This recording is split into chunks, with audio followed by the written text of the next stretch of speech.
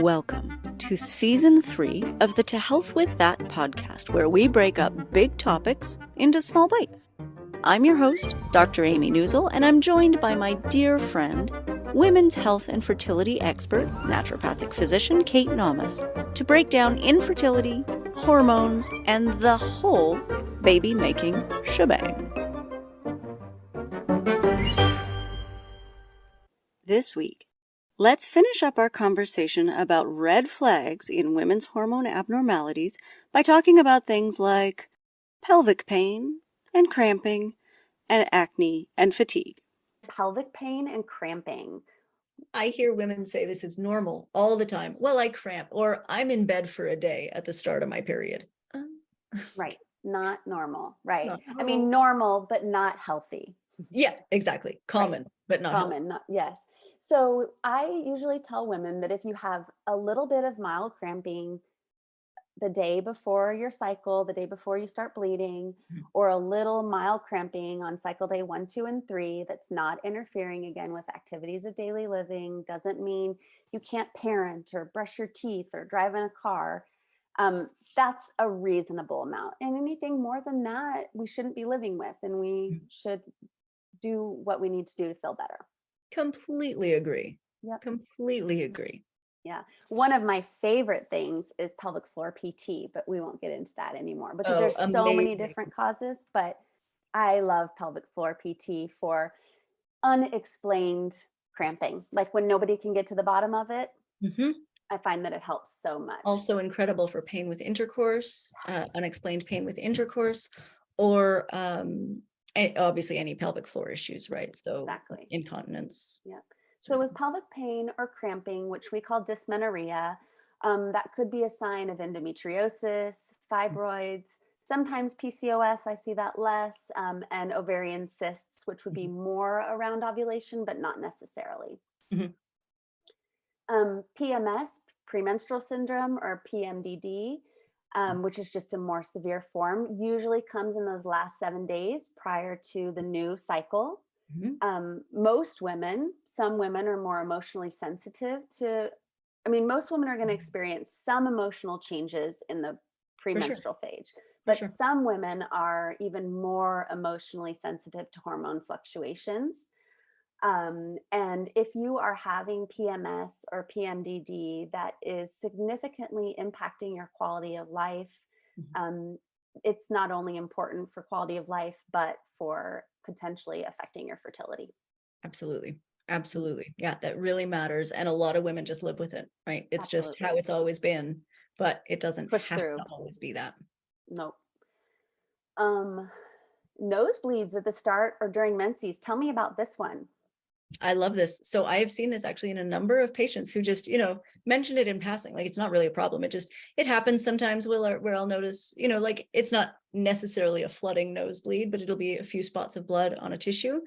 And it can be a sign of endometriosis. So endometrial tissue can actually travel that far, which is really interesting. Fascinating. Chronic acne. And again, this isn't like the acne you get when you're going through puberty. This is something more significant and more serious. And oftentimes this is typically an androgen issue, testosterone, although it can absolutely be more complex. And we should be thinking about PCOS, especially if we've got cystic acne. Or if you notice that you get acne at a certain phase of the cycle. That's another good indicator that perhaps your hormones are out of balance. Yes. Yeah. So acne during puberty, even though it felt incredibly consequential, pretty normal. Yes. Yes. And then acne comes back sometimes perimenopausally too. But that's another reason to reach out to your OB-GYN because you might need hormone replacement therapy. Yeah. Other symptoms, lower abdominal bloating. This is a great one. One of the and I would say that ovarian cancer is just ignored and missed until it's too late. So if you're having chronic lower abdominal bloating, your clothes aren't fitting the way that they used to, you're still exercising, you're eating well, it doesn't quite make sense. This is absolutely a symptom to report to your doctor. And make sure they follow up. because a lot of doctors will dismiss that as just a vanity complaint and not a real medical issue. Right. And not through any ill will of theirs, just they're busy, right? They've got a lot going on. So, or get a gastro referral, everything will come back normal. Don't give up. You know, you even if, like, say you end up getting a colonoscopy because you get a gastro referral and they decide to do that, your colonoscopy comes back normal. Now it's time to loop back with that initial doctor and say, the symptom's still there. Thank you so much for the gastro referral, but I don't have an answer yet. What are our next steps? Exactly. Also, I am concerned about ovarian cancer. Oh yeah, number one. If we've gotten to that place, then I'm very concerned about it. I am concerned about ovarian cancer. Please, can we rule this out? Yes, right? Exactly. Right. Verbalize that to your doctor. Yes. Yeah. And at that point, they really cannot ignore it, right? Like, they can, if it's not verbalized, right? They might just overlook it. They might not be thinking in that direction. But if you are thinking in that direction, they will take you seriously and they will follow up. Yep, exactly.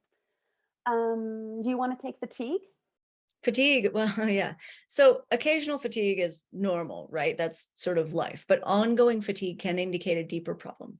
So thyroid, hypothyroid is a very common cause actually for ongoing fatigue.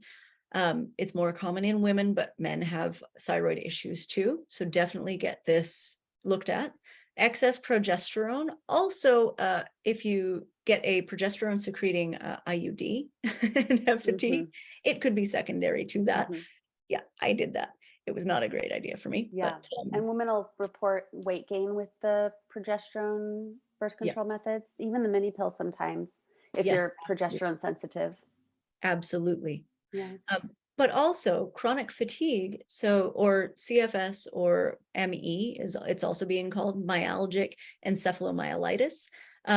It is obviously a problem for fertility, right? Because if your body has become pathological to the degree that you're having constant fatigue, that is an issue for fertility. But it is also a very common indicator that you have an MTHFR issue.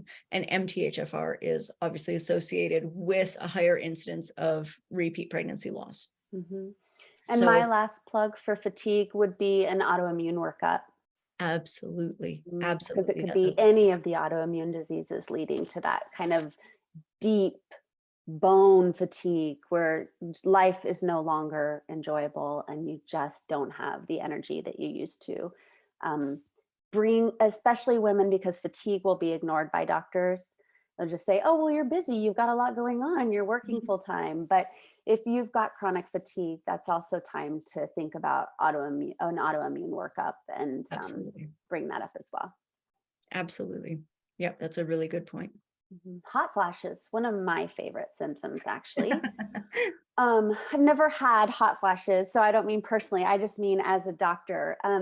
I am frequently surprised at how hot flashes are overlooked and ignored, and told just to deal with them. But unless you are known to be perimenopausal and you have actively decided after getting education that you do not want to do hormone replacement therapy, hot flashes should be corrected. Hot flashes are most often a sign of low estrogen. They can be a sign of other things, especially like, say, postpartum, you can have some hot flashes, or after weaning, you can have some hot flashes, but those should all resolve within a cycle or two.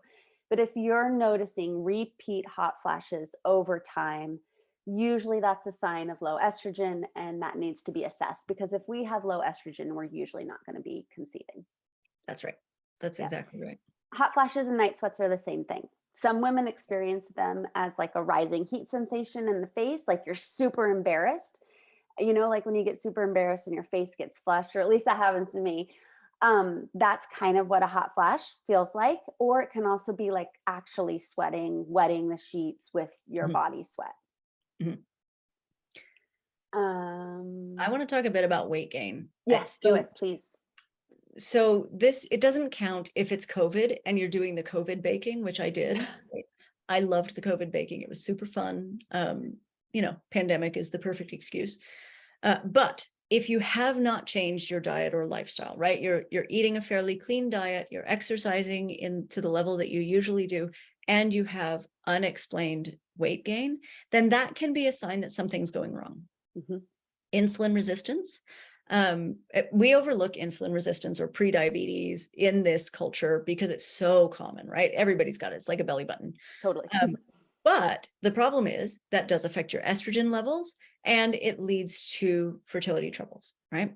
Yep. Also, PCOS, persistent weight gain, and PCOS very often, if women are going to experience weight gain with PCOS, it's very often rapid weight gain.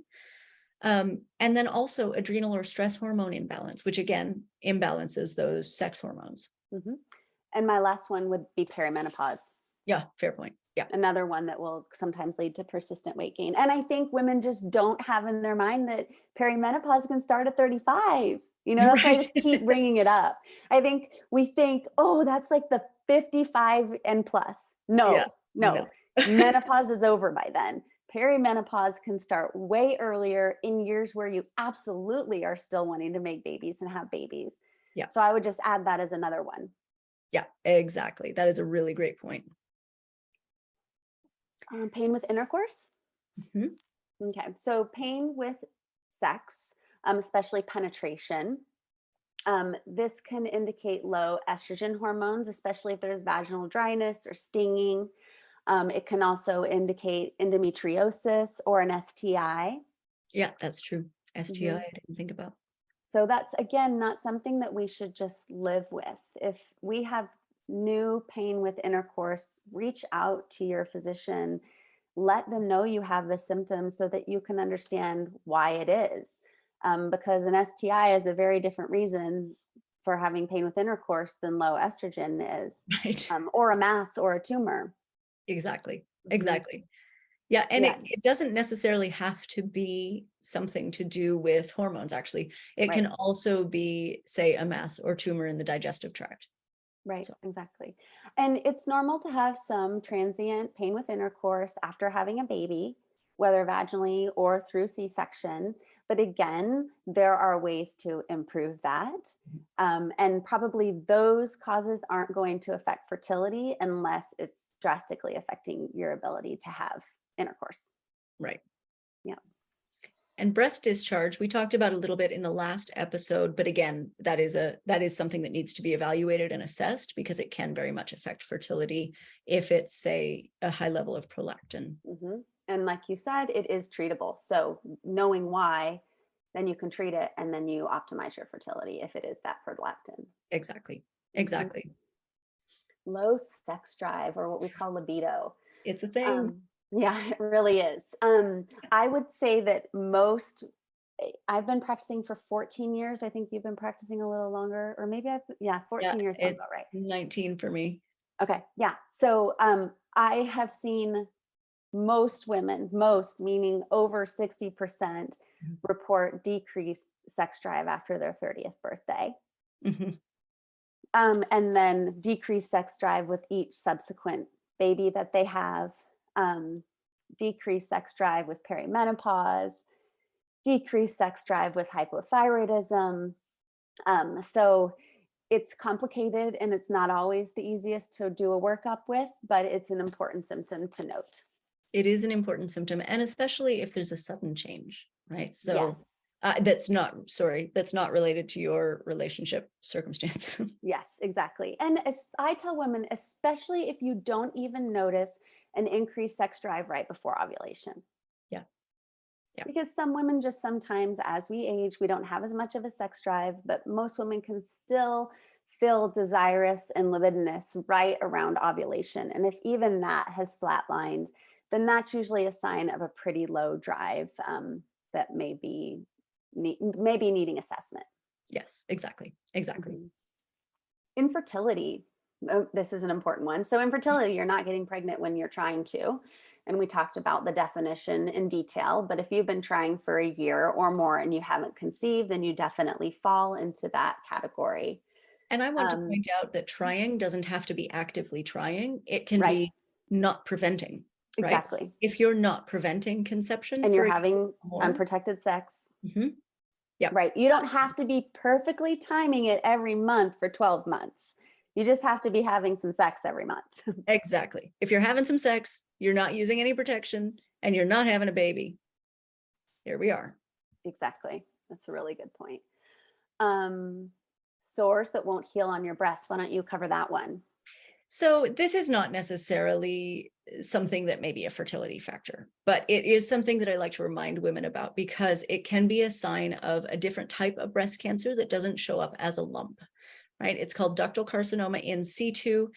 Generally, any sore that won't heal is worth talking to your doctor about, right? Like that's a problem. If your body cannot heal something, that is a problem.